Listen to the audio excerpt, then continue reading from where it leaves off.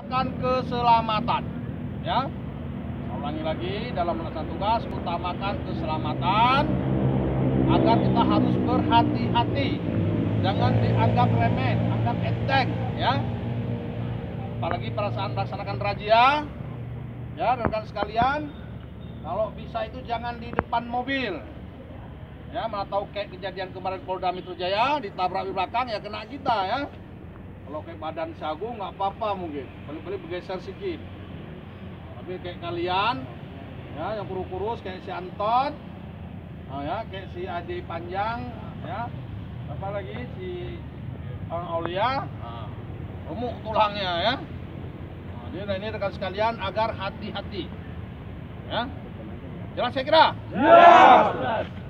Dan juga kalau meriksa kendaraan, kalau bisa orangnya suruh turun, ya. Suruh turun aja. Kenapa kita suruh turun? Nah, dan matikan mesin.